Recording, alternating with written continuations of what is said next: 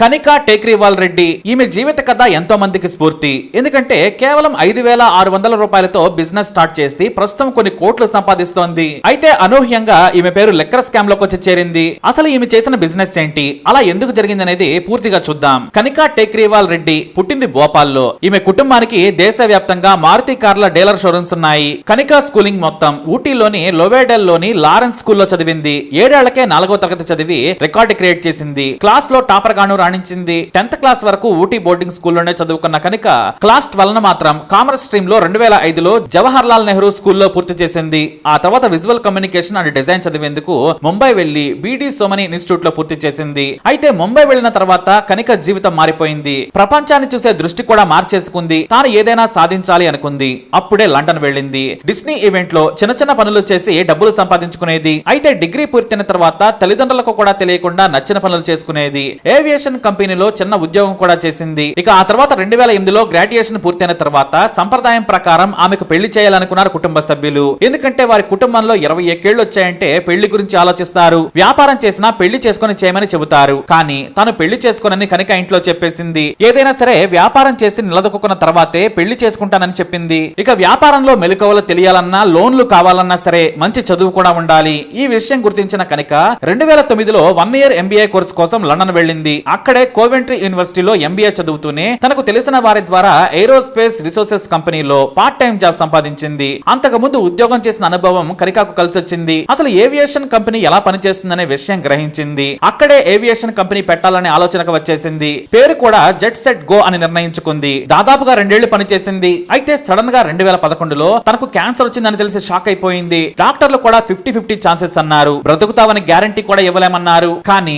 50-50 అన్నారు కాబట్టి నేను బ్రతికే 50-50లోనే ఉంటాను సార్, ధైర్యంగా పోరాడతాను డాక్టర్ అని చెప్పారామె. నిజంగానే 12 సెషన్ల కీమోథెరపీ తర్వాత క్యాన్సర్ ను జయించింది ఆమె. క్యాన్సర్ ను జయించేందుకు చదివిన మోటివేషనల్ పుస్తకాలు కూడా ఆమె వ్యాపారానికి, ధైర్యానికి సాయం చేస్తాయనడంలో ఎలాంటి సందేహం లేదు. ఇక ఇండియా వచ్చి రాగానే ఓలా ఓబర్లు యాప్ ని పెట్టి కోటాను కోట్లు సంపాదిస్తూ ఉన్నారు. మరి తానెందుకు అదే యాప్ తో విమానాలను అద్దెకివ్వద్దనుకున్నారామె. అలా పుట్టిందే జెట్ సెట్ గో.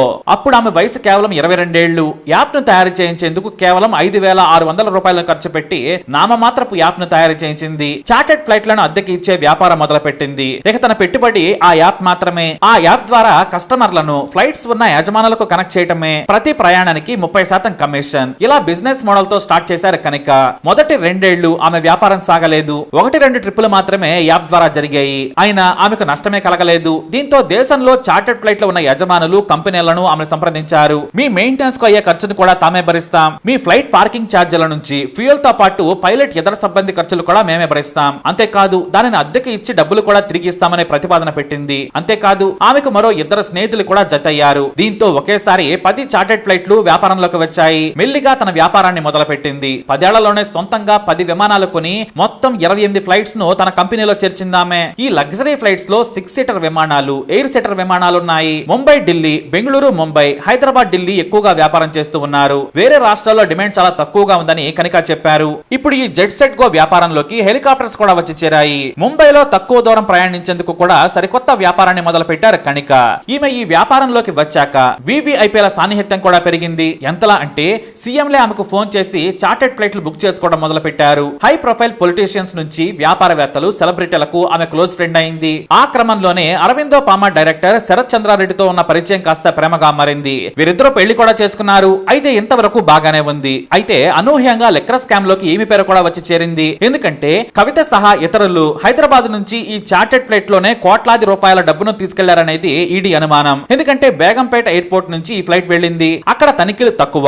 పైగా సీఎం కూతురు కవిత ఈ కేసులో ఉండడంతో ఈ విమానాల ద్వారానే భారీగా డబ్బును తరలించారని ఈడీ కేసులు పెట్టింది. మొదట శరత్ చంద్రారెడ్డిని ఈ స్కామ్ లో అరెస్ట్ చేసి జైలుకు పంపింది ఈడీ. అయితే ఎవరెవరు ఎప్పుడెప్పుడు ఈ కేసులో ఉన్నవారు హైదరాబాద్ నుంచి ఢిల్లీకి మీ విమానంలో ప్రయాణించారో తెలపాలని చార్టెడ్ ఫ్లైట్ లో నడిపిన కనికారెడ్డిని కూడా ఈడీ ప్రశ్నించింది. అయితే తనకు ఈ స్కామ్ కు సంబంధం లేదని, కేవలం ప్రయాణికుల వివరాలు మాత్రం ఈడీ అడిగిందని కనికారెడ్డి చెప్పుకొచ్చింది. కానీ భర్త మాత్రం ఈ స్కామ్ లో ఇరుక్కున్నారు. అలా వ్యాపారంలో స్ఫూర్తినిచ్చే బిజినెస్ లీడర్ గా ఎదిగిన కనికారెడ్డి ఆ తర్వాత వివాదాల్లో చిక్కుకుంది. అయితే శరత్ చంద్రారెడ్డి ఆమె లైఫ్ లోకి వచ్చిన తర్వాతే జెట్ సెట్ గో వ్యాపారం భారీ లాభాల వైపు మళ్లిందనే వార్తలు కూడా ఉన్నాయి. అలా కనికా టేక్రీవాల్ శరత్ చంద్రారెడ్డితో పెళ్లి తర్వాత కనికా టేక్రీవాల్ రెడ్డిగా మారిపోయింది.